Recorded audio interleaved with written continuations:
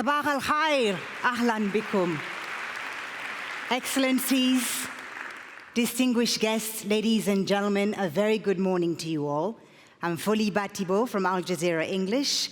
Welcome to day 2 of WISE, the World Innovation Summit for Education, which this year is being held under the theme, Unlearn, Relearn What It Means to Be Human. Now, during the first day of WISE yesterday, through the multiple sessions that were held, we were able to get a good idea of what is expected of education to help today's children reach their full potential, develop the skills they need to thrive, and rediscover what it means to be human. And I think that we can all agree that empathy and collaboration stood out as the core traits necessary not only to succeed, but also impact society and change the world into a better place.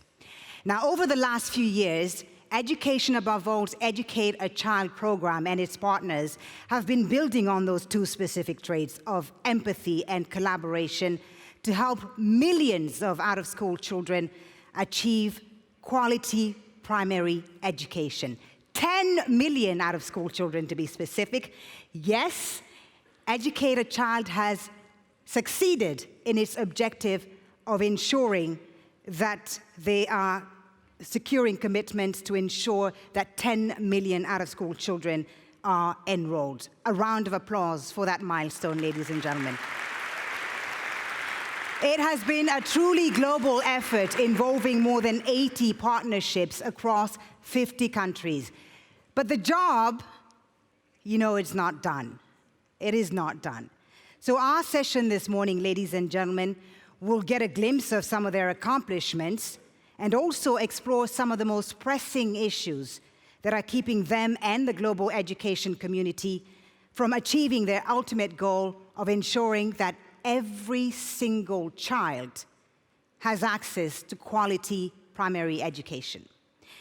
Yes, today we know that obstacles still exist, but as members of the WISE community, we also know that obstacles and challenges are not made to stop us, right? They're made to be broken. Now, if there's one individual who's not afraid to take on a challenge, it's our first distinguished guest and speaker. She has given out-of-school children a prominent position in the global education agenda, helping millions of them change the lives they didn't choose. She's here with us this morning to announce a different way to make a difference. Ladies and gentlemen, please join me in welcoming to the stage Her Highness Moza bint Nasser, Chairperson of the Education Above All Foundation.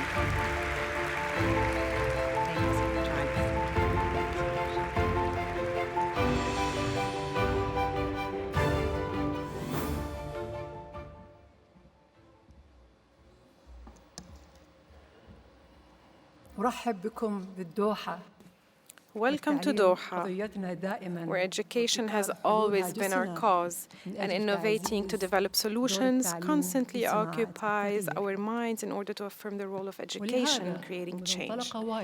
This is why, and since WISE was established almost 10 years ago, we were keen on making it an intellectual platform to effect change and a laboratory of innovation, as well as a global hub for supporting education.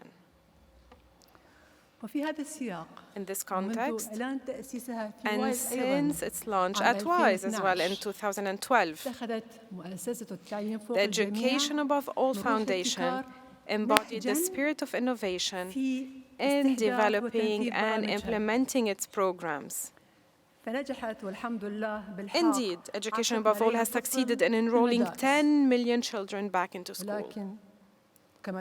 However, according to official statistics, there are still more than 59 million primary-aged children around the world who are not enrolled in schools. In reality,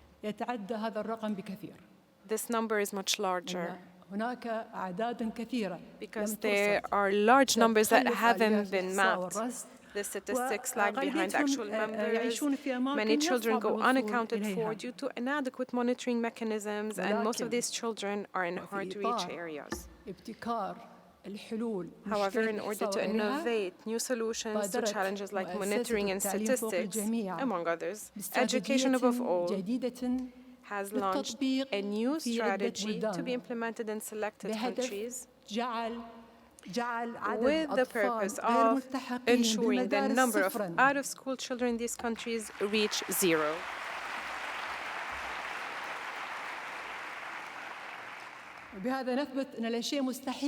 Through this, we prove that nothing is impossible if we all decide that education truly is above all.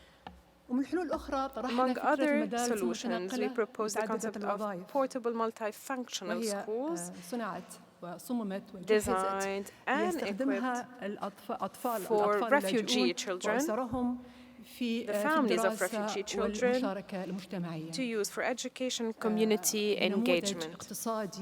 The model was made to be affordable, adaptable to different weather conditions, easy to compact for transporting from one location to another. It was designed by the late renowned architect Zaha Hadid.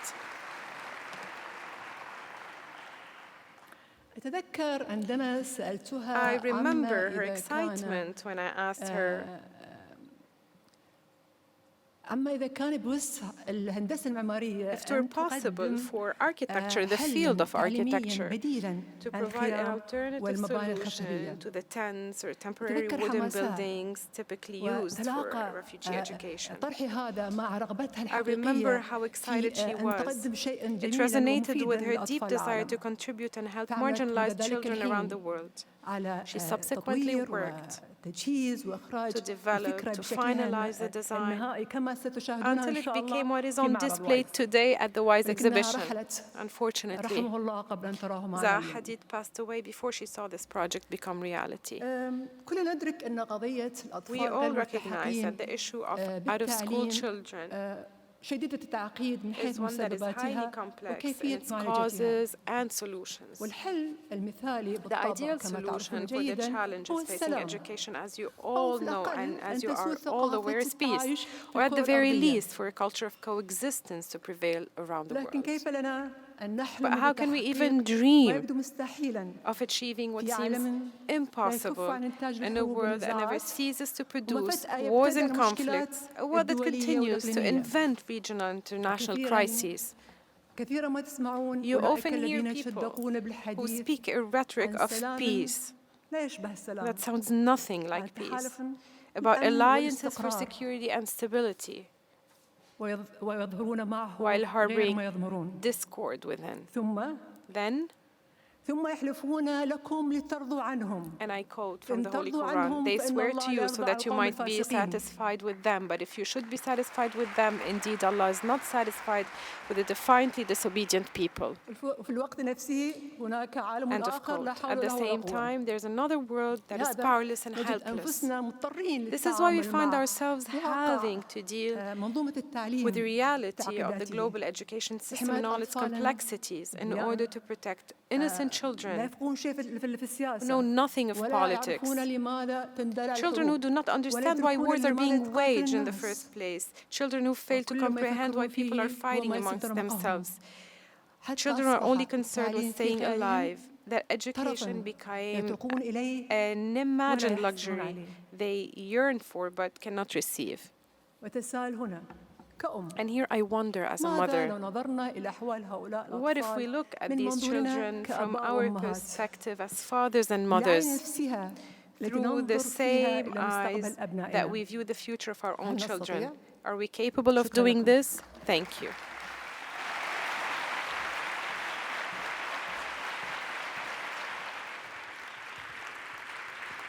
Thank you very much, Your Highness, for that inspiring opening statement. And we all agree that there is still much to be done for the promise to be kept.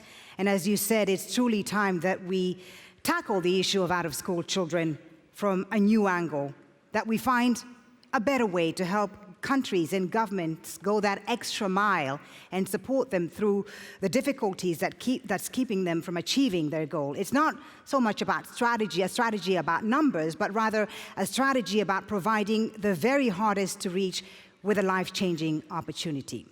Now, this, however, does not take away from what has been done already to address the issue of out-of-school children. And to get a better understanding of that, let's watch together this short video, which was produced by Educate a Child and its partners, highlighting the barriers that out-of-school children are confronted with every day in a life, once again, that they didn't choose, and also the practical solutions that have been put together on the ground to ensure that these challenges are faced head-on. Take a look. In a world full of choices, not everyone will thrive. In a world full of choices, not everyone can fly. We have been forgotten,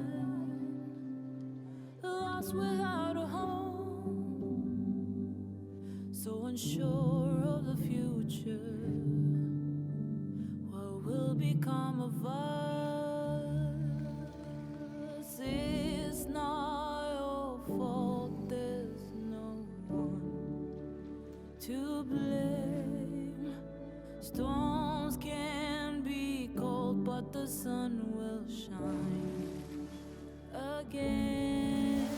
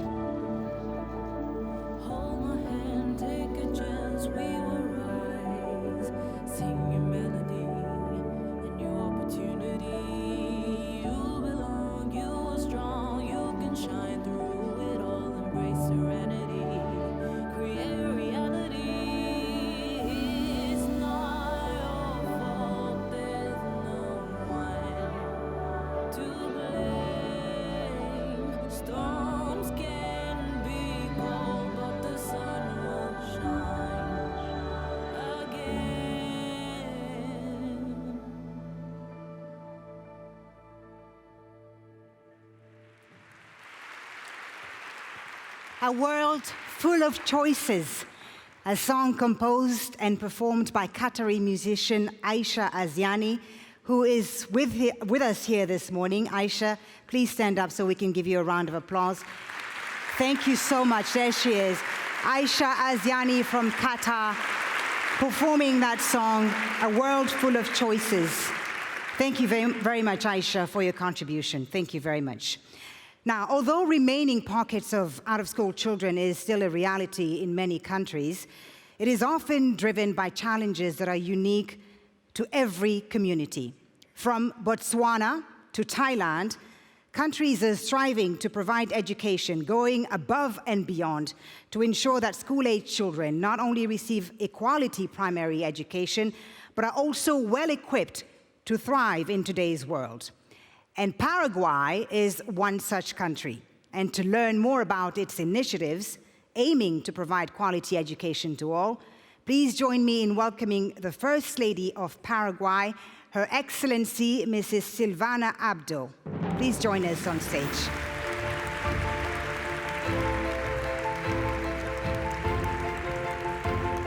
Thank you so much. Thank you.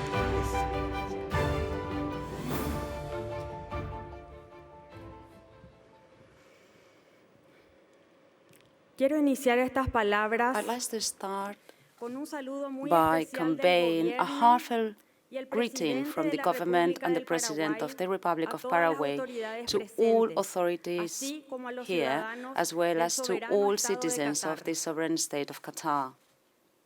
Me siento It is a sumamente great honrada honor por la to have invitación been recibida de Su invited Alteza by Her Sheikha Highness Moza bin Sheikha Moza bin de Nasser formar parte de to WISE take part in 2019 WISE en esta hermosa 2019 ciudad in de this Doha beautiful city of y poder Doha compartir to con share ustedes with you As Paraguay's First Lady, our work to achieve an outstanding education system.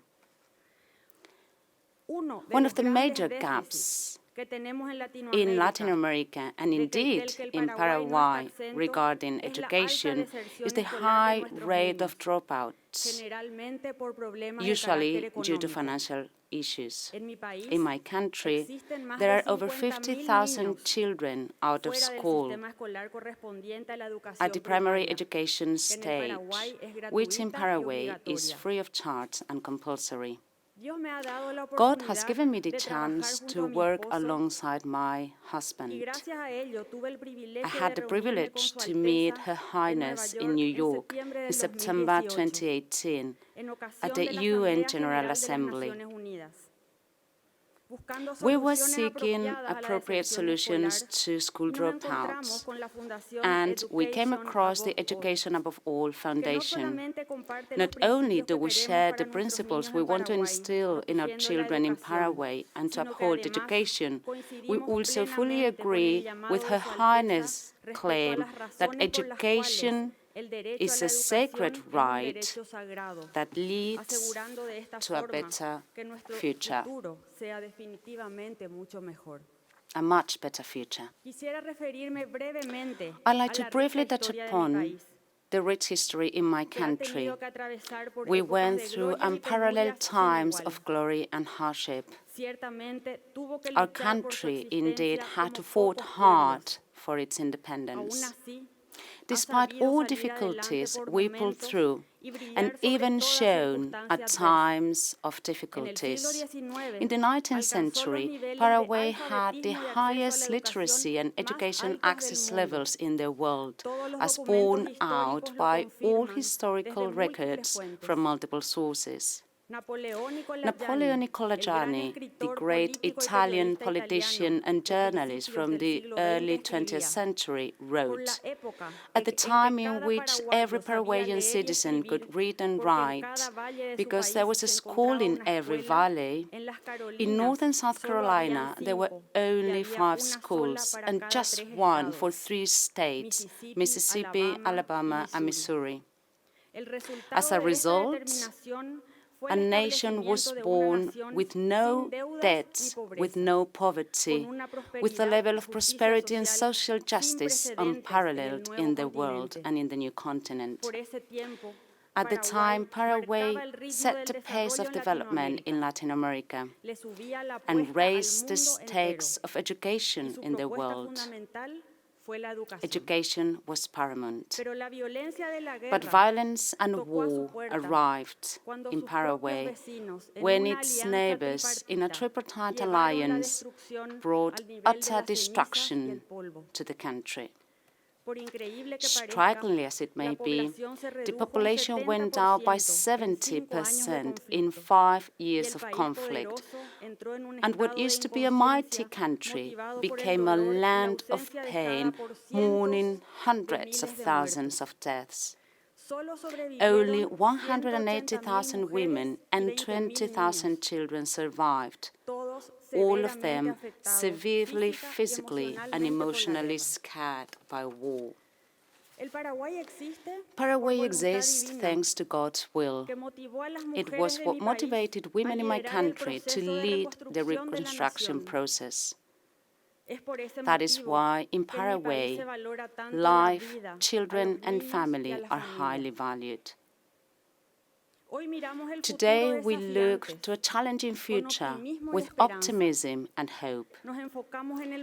We only draw on the past to know who we are and to move forward, strengthening unity with sister nations. There is a high rate of dropouts in our country. 6 out of 10 children will not complete basic education. This situation compels us to find a permanent solution. As a mother, it hurts to see so many broken dreams.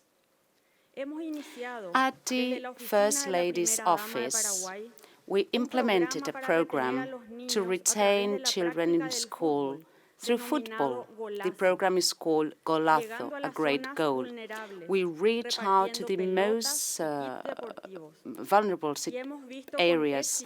We distribute balls and sports kits, and we're happy to see that many children, boys and girls, stay in school displaying the sport. And I was pleasantly surprised when we had the president of FIFA, Mr. Gianni Infantino, in Paraguay. At the time, he mentioned our project as a source of inspiration for a joint project by FIFA and UNESCO called Football in School. They invested $100 million in several countries in the world, 9 million footballs distributed, and taking Paraguay and Chile as countries to run a pilot project which will ultimately be scaled up and replicated in other countries across the world. This is just a token of how inspiration from our heart can lead to strategies to keep our children in school so that they can fully develop physically and mentally, so that we can protect them from the scourge of war, of drugs and youth crime. Our partnership with Her Highness will enable us to jointly tackle big challenges. As mothers, we'll replace pain with happiness. We'll prevent our children to end up in jail. We'll see our children in school writing about their dreams and hopes in their notebooks in order to become the future leaders which will change our countries. Her Highness, only love will make the miracle of education possible. Thank you very much for your invaluable support.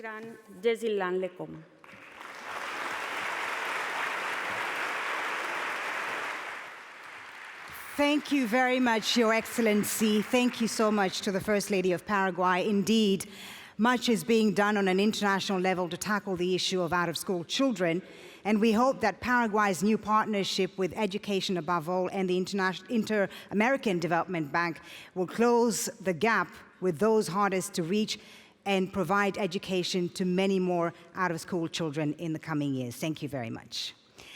Now, as a wise community, we all know that education is not only a matter of political policies and agendas.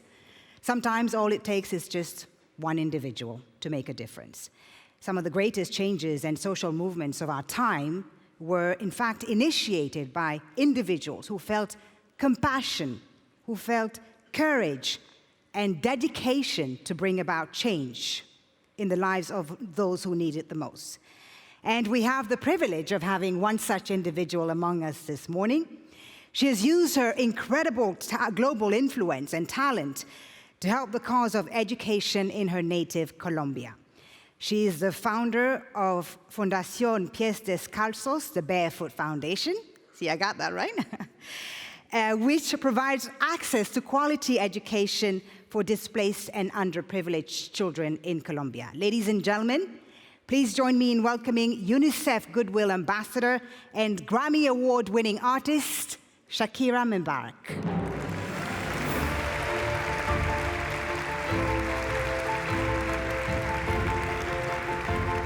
Thank you.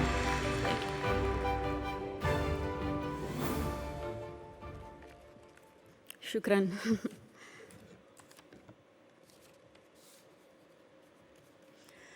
Good morning, Your Highness, Excellencies, friends and colleagues. I would like to thank you for the opportunity to be here today. It's also an honor to join forces with Educated Child, an organization led by a woman who is an amazing role model, a woman who has shown such relentless dedication to getting every child in school. This is such an exciting day for us because it marks the beginning of a new era in my home country, Colombia. Most of you may know me as an artist, as an entertainer, and that's indeed my calling and what I've been doing since I was 13 years old. But I never would have imagined when I started out that my work as an artist would end up being the vehicle for me to serve my greater purpose in life of working towards eradicating poverty through the power of education. As a Colombian citizen, inequality is a concept that sadly one becomes very familiar with at a very young age.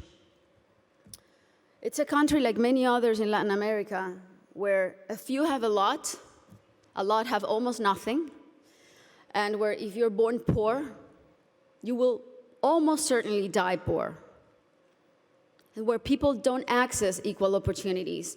And because of that, generation after generation after generation live trapped in the same vicious cycle fed by prejudice and inaction. Growing up in my country, when I was around 8 years old, I remember I saw kids my age who, instead of being in school, were already working in the streets, were barefoot in the park, kids like me, whose reality was completely different than mine, only because of the circumstances into which they were born. It was really hard for me to accept that something so unjust didn't have a solution. There had to be something that could be done.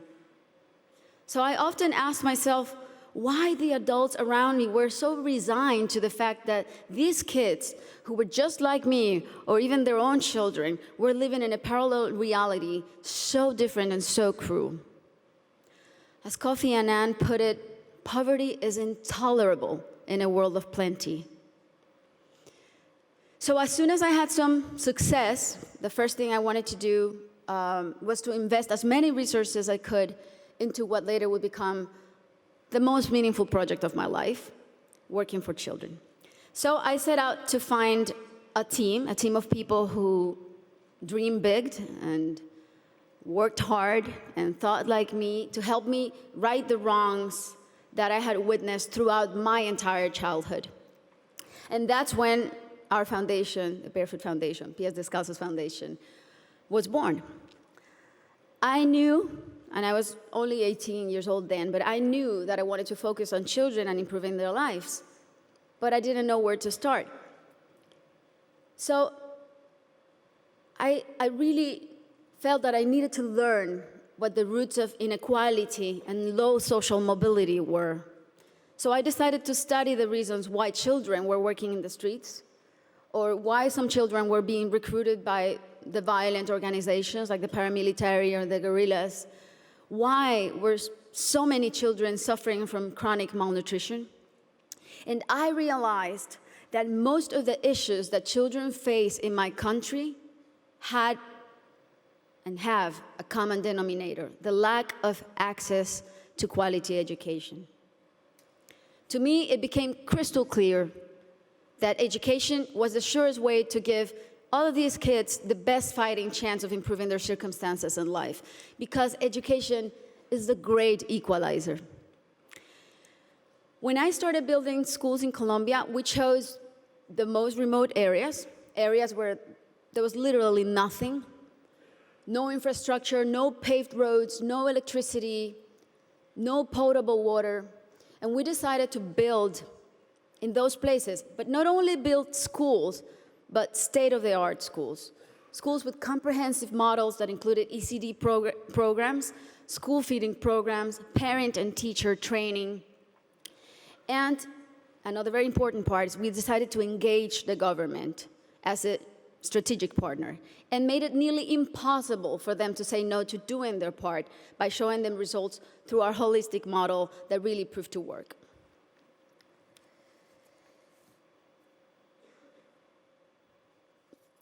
We noticed that as soon as a school is built in those places, everything is transformed. The improvements to the infrastructure were jaw-dropping. Electricity, potable water were made available, made accessible. Roads were paved. Malnutrition plummeted. But the best part of all is the academic results. The kids really responded academically. And now those kids who could have been recruited by the guerrillas or paramilitaries, or that could have had completely different outcomes, for their lives, they're now on their way to the university and thriving in their communities. Some of them are athletes, some of them are professionals.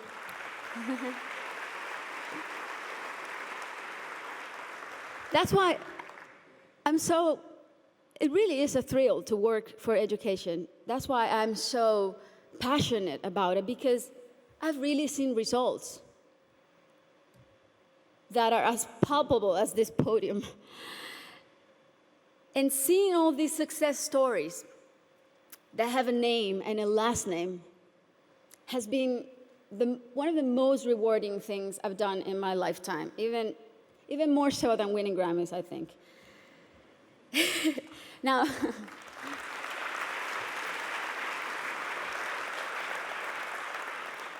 that said, our work is far from being done. Many developing countries are still rife with inequality and internal conflict, and there are a lot of kids who still need to be reached. History is not only the past. History, it's made every day in the present. And what matters now is how we go forward and how we fix what's wrong. And that is the real challenge. This is the goal of the SDGs and what people like Her Highness and myself and so many more of you who are adamant about achieving are here for. Facts don't lie, and numbers show what an incredible return on investment a quality education provides. For instance, if all students in low-income countries left primary school with basic reading skills, 171 million people could be lifted out of poverty. Systemic change often begins from the bottom up rather than the top down. The government must take responsibility, and we should all put as much pressure as we possibly can, but the rest of all, the civil society, should also do their part. What we have discovered, both at Pies Descalzos and Educated Child, is that many times only one single barrier to entry, such as no access to transportation or basic needs like a functioning bathroom, can prevent a kid from attending school or even put them at risk of dropping out. Sometimes, all it takes to change a child's life is the security of a hot meal in school or the ease of being able to hop on a bus that will leave you safely at your classroom's door. It's as simple as that. And these are simple interventions, and they don't cost a lot. The biggest effort, really, is in mapping the communities, in going door to door, searching for the out-of-school children, talking to the parents, talking to their families. Giving a name and putting a story behind these children is the first step to start rewriting their story. Over the next 3 years, we pledge to get 54,000 kids who are out of school or at risk of dropout into the educational system. Ultimately, more than 295,000 people will benefit from this project, including children, teachers, families, and community members. New schools and classrooms will be built. School kits and uniforms will be distributed. Children will be enrolled in school, feeding and transportation programs. Teachers will be trained in strategies and in how to identify those students who are at risk so they can receive psychosocial support. And we are extremely confident that this partnership is only the beginning and will be the model to replicate throughout my country until not a single child is out of school. This is our responsibility. Thank you. This is our responsibility to our children and our debt to fulfill for the generations to come. Thank you very much.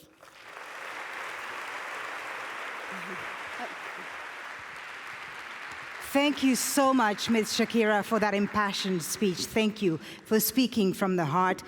And we deeply appreciate the incredible efforts made by your foundation to provide quality primary education to disadvantaged children in Colombia. And we hope that your dedication and your advocacy will inspire others to take up this initiative to help the cause of education in their communities. Thank you very much.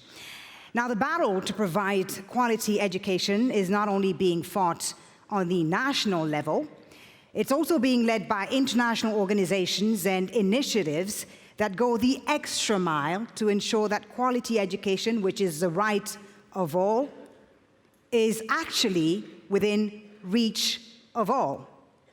I'm very pleased now to welcome representatives of some of these initiatives and programs that can support government in getting to zero out-of-school children to take part in our panel discussion this morning. Panelists, please join us on stage.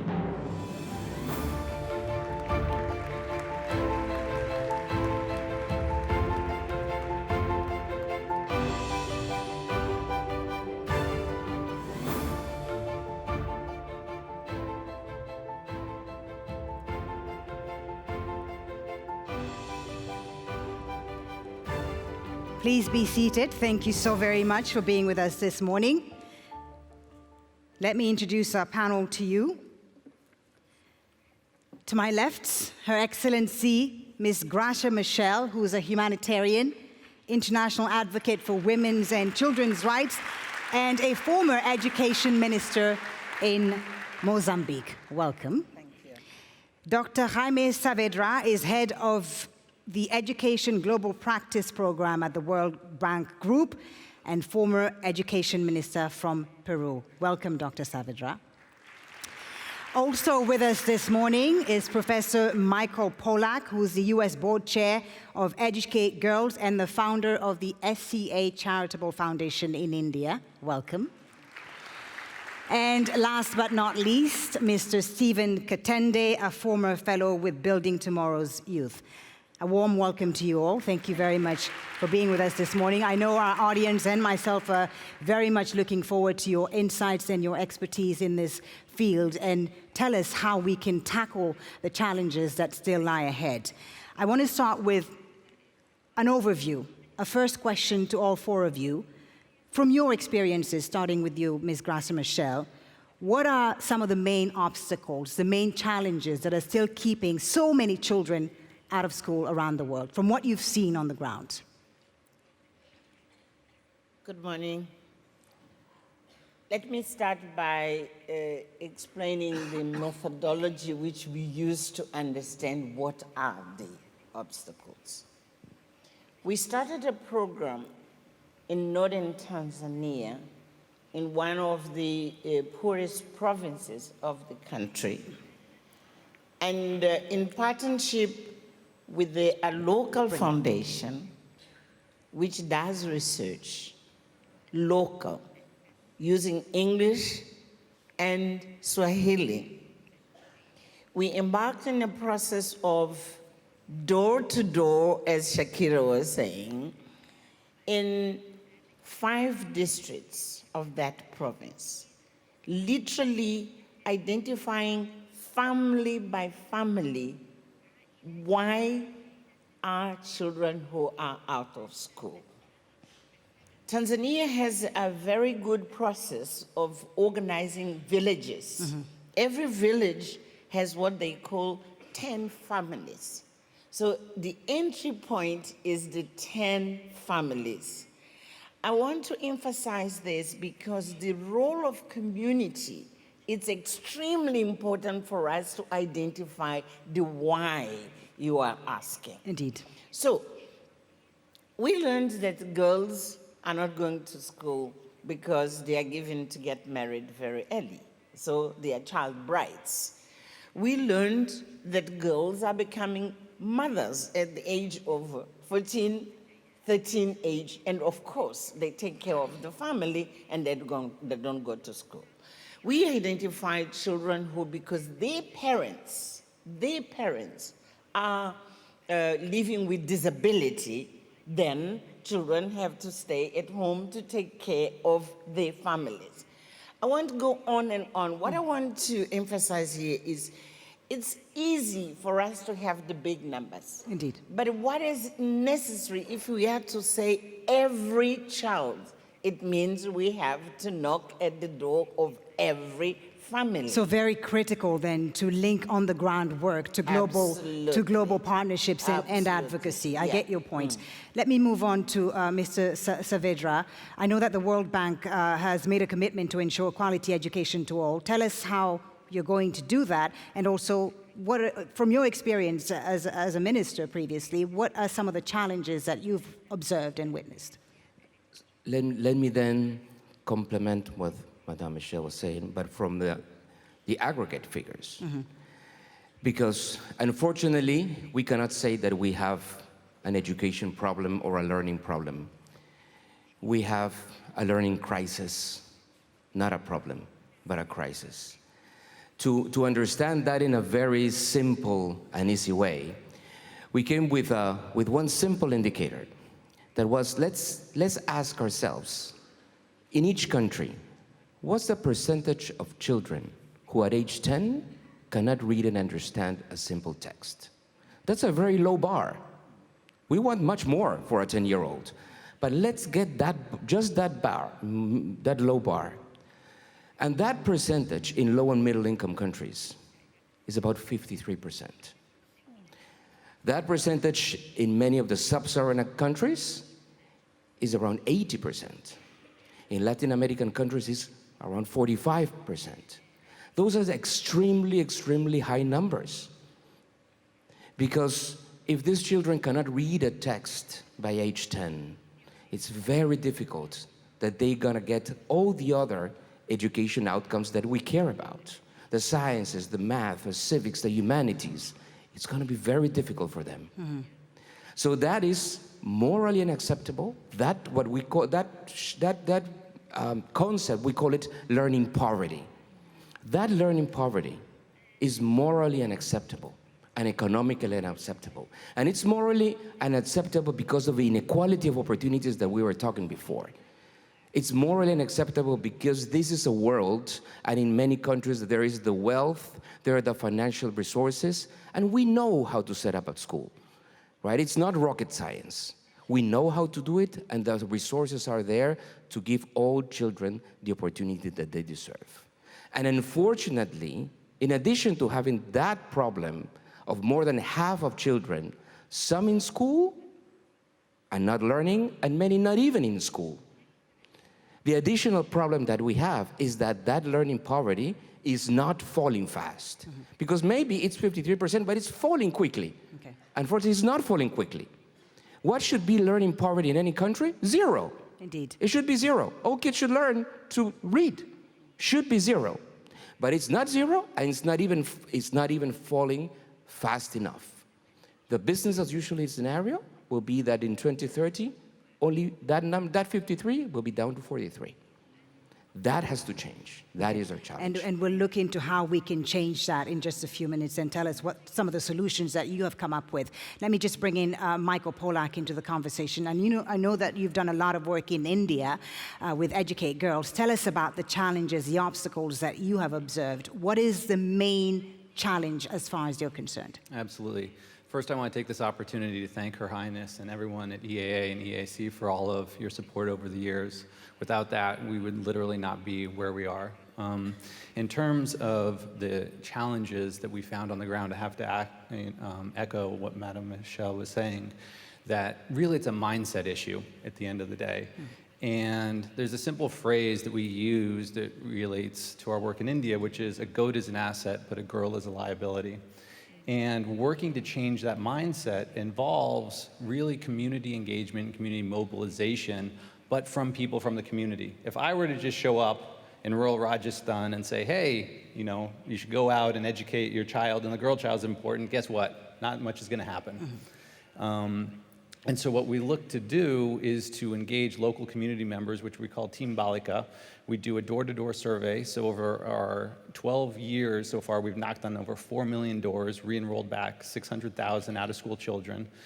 And we set up meetings within the community, and it's really around that mindset change. Because at the end of the day, what we're talking about is going against the patriarchy. Indeed. And improving those communities. So when we start with the issue of mindset and we start with community engagement and mobilization authentically from members from the community, that's when real changes can happen. And it's really important, I think, to stress, like you said, that a one-fit-all solution cannot work everywhere in every region of the world. In certain places, you do need to engage with the religious leaders, the community leaders, in order to change the mindset of the people who they influence, right? Stephen Katende, please join us in our conversation. conversation. We've heard from the policymakers and so on, but I want to hear from you, a young person who's been involved at the community level in Uganda, about what you've observed is the main challenge and how you think we can solve it. Thank you so much. First of all, I'm very honored to be here. This is a learning experience for me. Between 2015 and 2017, I was a fellow with Building Tomorrow in Uganda. And I used to stay in the community, deep down in village in a district called Luengo, working with community members, staying in their families, to clearly understand this issue of the out-of-school children and design appropriate solutions to fight it. What were the reasons for these children to be out of school where you saw it? Yeah, so for me it was a good experience for me to be with the community and understand the real reasons. And one of the key pointers was poverty. We moved house to house, trying to bring back children to schools. And most of the parents were telling us that, we have the will to educate our children, but we don't have the ability. We do not have the money. Most of these could not even have $1 to buy books for a child. So despite our big efforts of taking back children to school, poverty was a very big issue, and it kept many children out of school. Yes, and so that's when, as part of Building Tomorrow, I went on to start an organization called Chisowok Africa.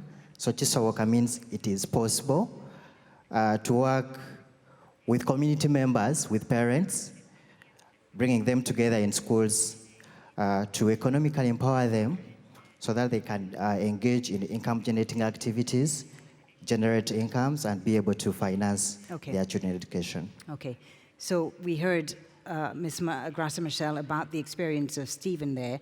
You talked about your experience with Tanzania, and it's true that on the African continent, poverty is an issue.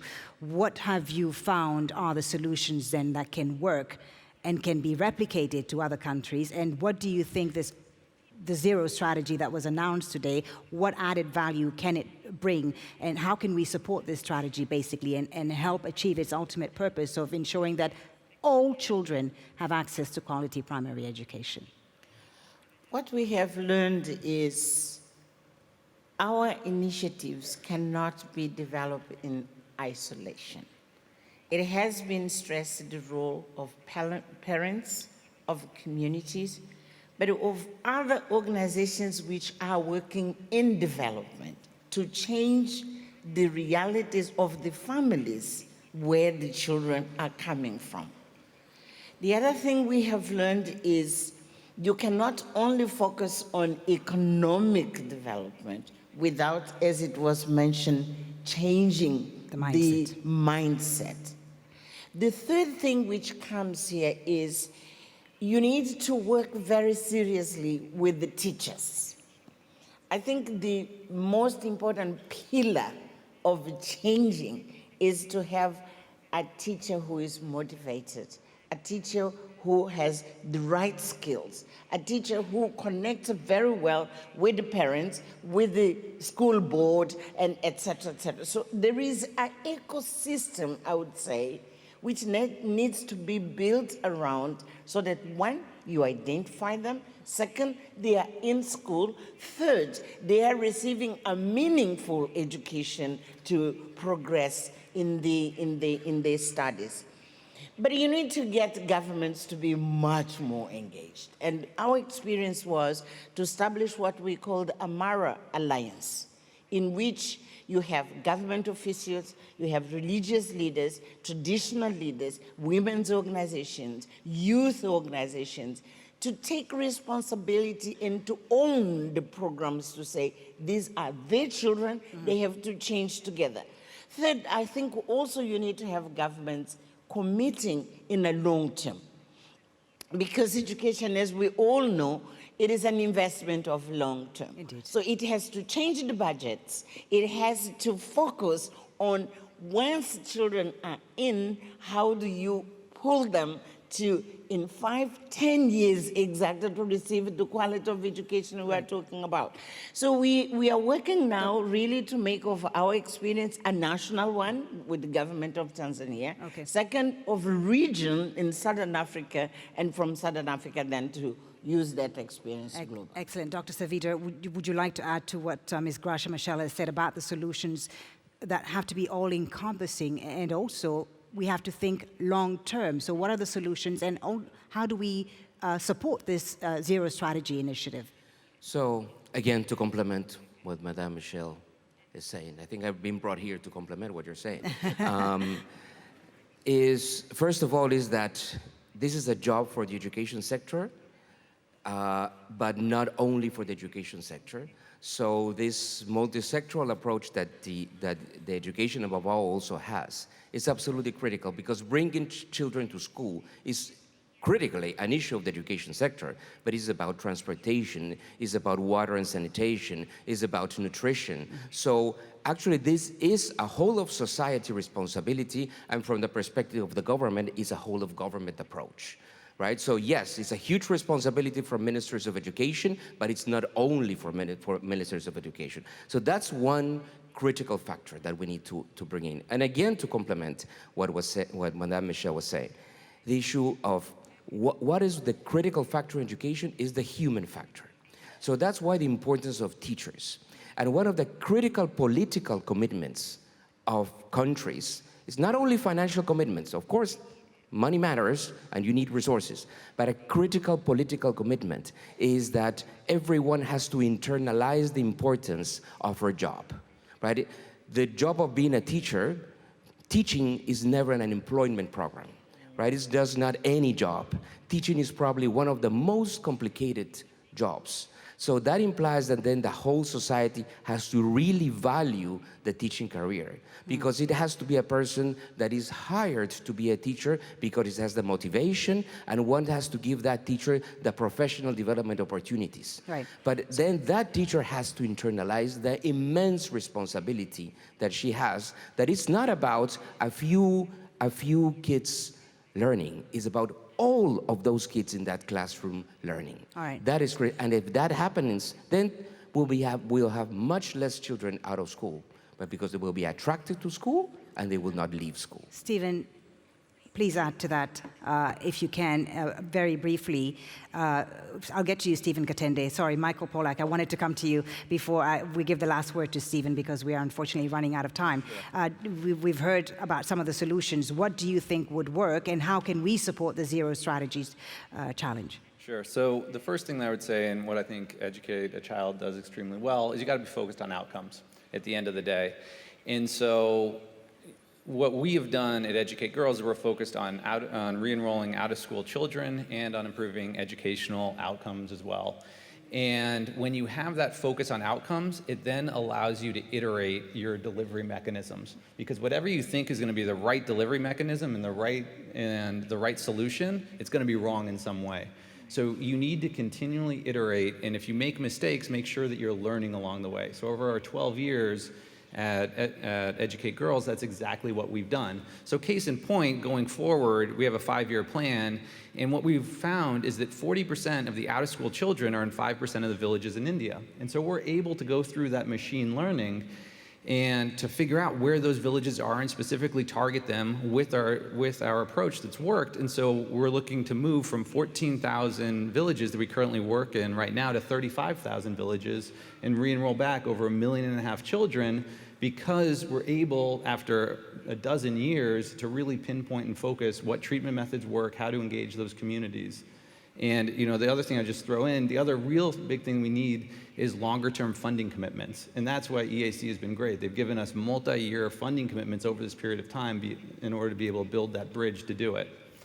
All right, so thank you to EAC, as always, for their commitment to this cause. Stephen, I'll give you the last word, and I think it's important that you tell us from the community level, the grassroots level, because that's what you're involved in, what your expectations are from this Zero Strategy and how you think at the community level we can support it. Thank you. So as from a community point of view, collaboration is very important. You know, education is not, access to education is every child's right. And each one of us can contribute to it, no matter what small way.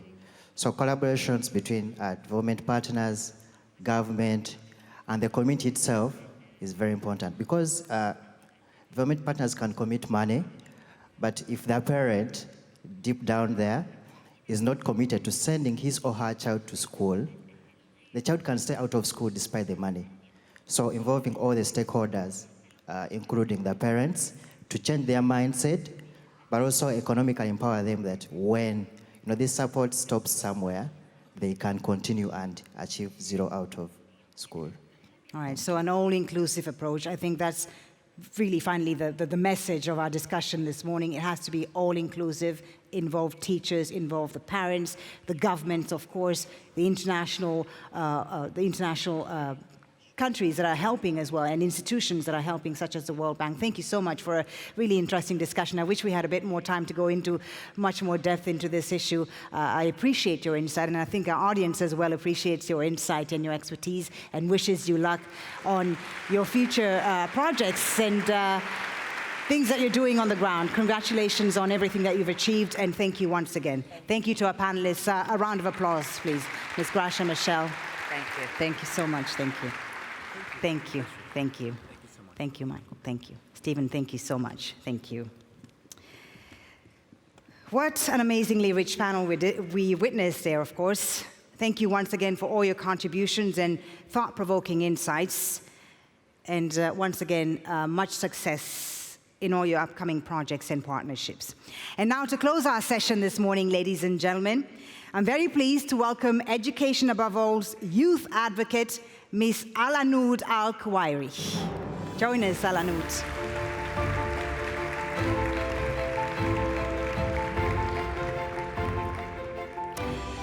It's very good to have you with us, Alanoud. How are you this morning? I'm good, thank you. All right. It's truly a pleasure being here. Isn't it? It's great.